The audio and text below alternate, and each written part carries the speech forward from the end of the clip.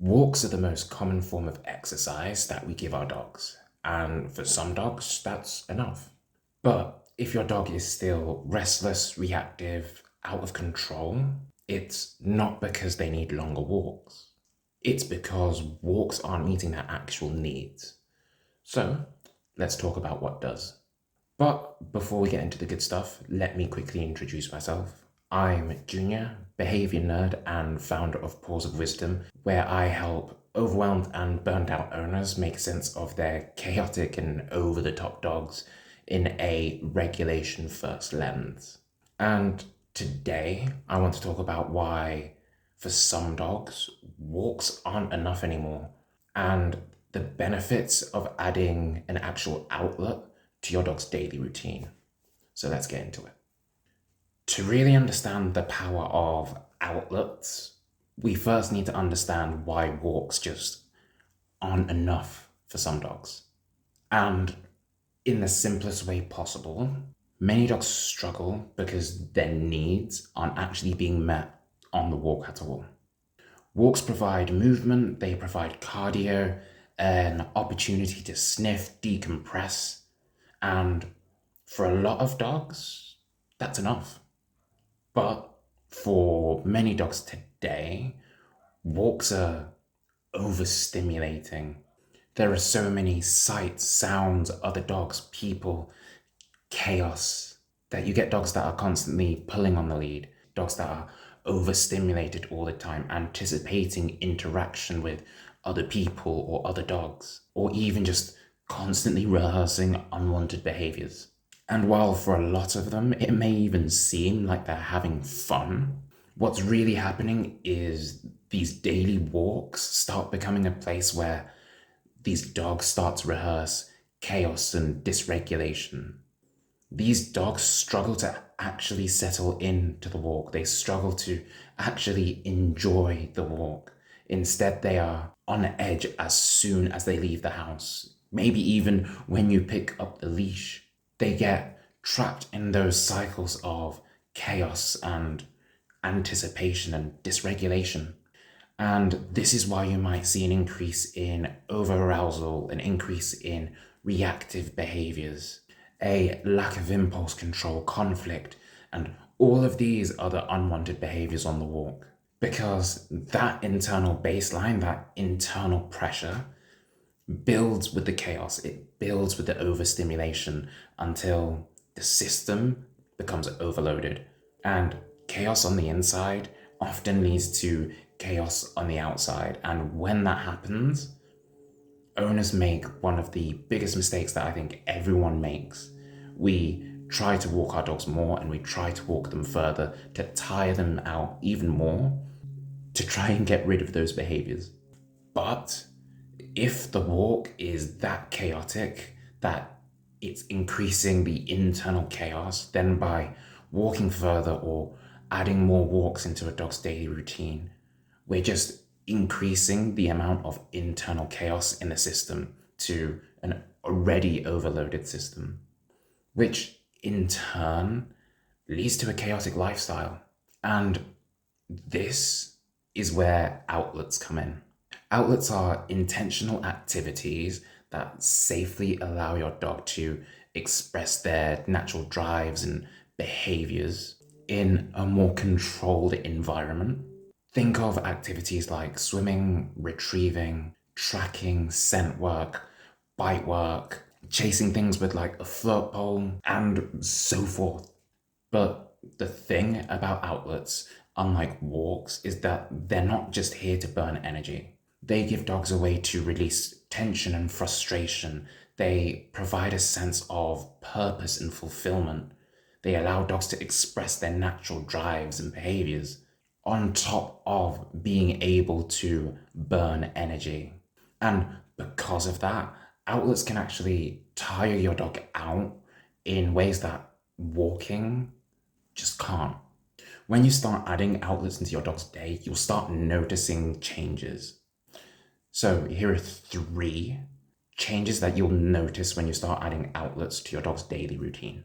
The first big change is that it takes a lot of pressure off of daily walks. When you add an outlet into your dog's daily routine, you are able to meet their core needs in a way that walking can't, as I've previously just mentioned. By having that activity, you're able to take pressure off of your daily walk. It can stop becoming the primary activity that you put a lot of effort and stress into, and it can become a secondary activity that just supports your dog instead.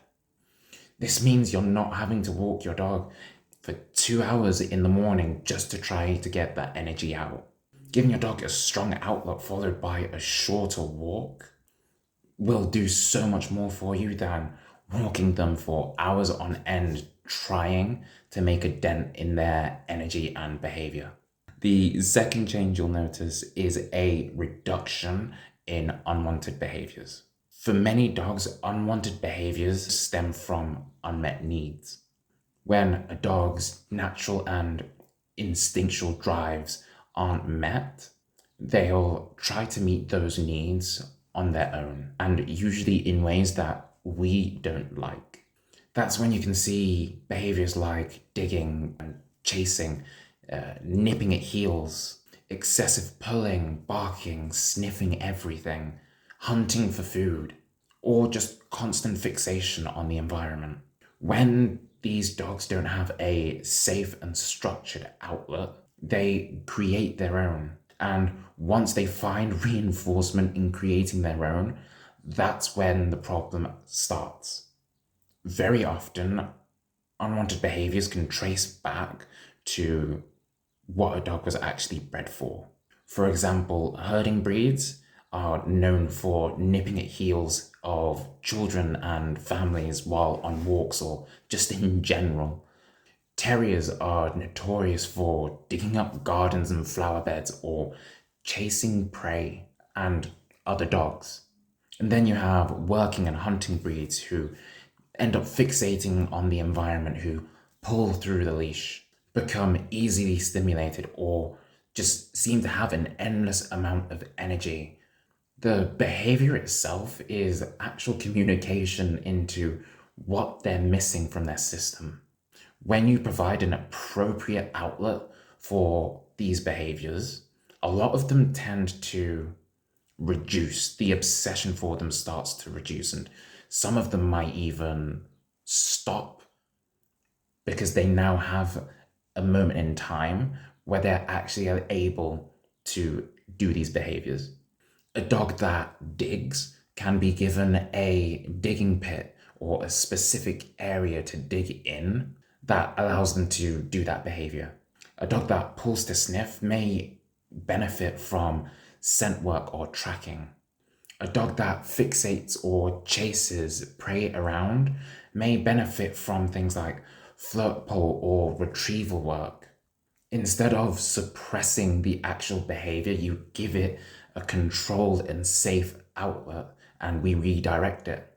When needs are met intentionally, unwanted behaviors start to lose their purpose. The final change you notice, the third change, is improved recovery and regulation.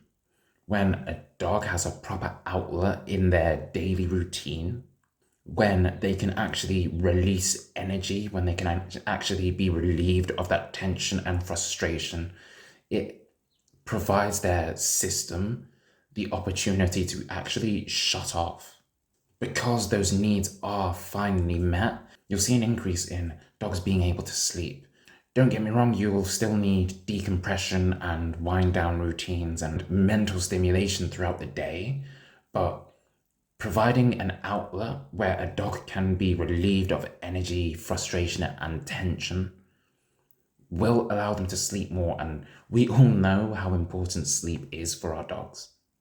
A dog that can truly rest is a dog that can think clearer, make better choices, and cope a lot better with the world around them. Now, as much as I love outlets, I'm not telling you to completely stop walking your dog.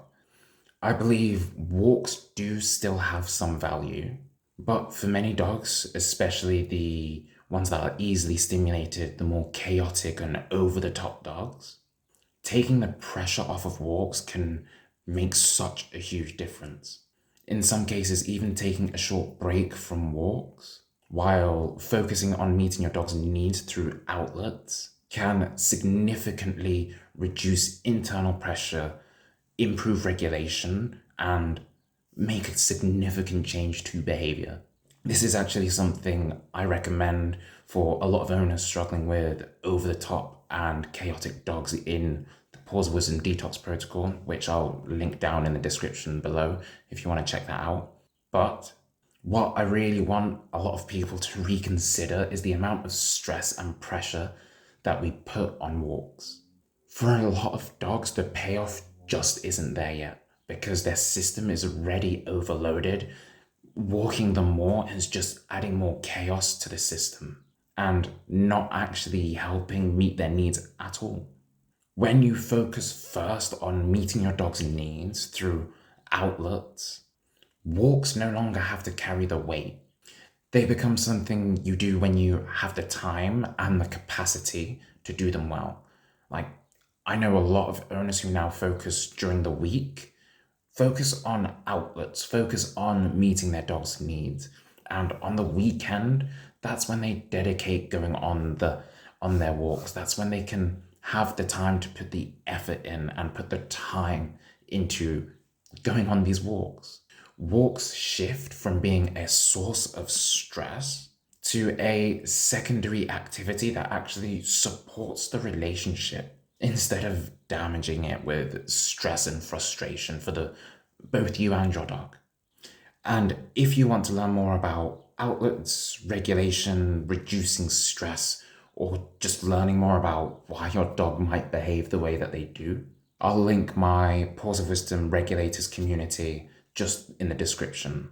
It's a space for burned out owners to learn and make sense of their over the top and more chaotic dogs through that regulation first lens. Inside, you'll find the regulators resource vault. You'll find my deep dive library and more educational resources that actually help you understand what's going on underneath the chaos. But if you're ready to move from understanding to action, I'll also link the Paws of Wisdom Detox protocol down below as well. That's my structured and step-by-step system designed to actively help you reduce daily chaos, reset your dog's baseline, create better habits and routines that suit both you and your dog, and start creating more noticeable change. And if you're looking for deeper, personalized guidance and accountability, you can explore the Regulators Academy, where I personally help owners build regulation-first systems tailored to their dog and their life. Finally, thanks for watching. If this has helped you understand your dog even just a little bit more, then make sure you hit that like button so that more owners can discover and learn more about this. And let me know in the comments what else you're struggling with or what other topics would you like me to cover in these videos. But that covers today's video. Until next time, friend, I'll see you soon.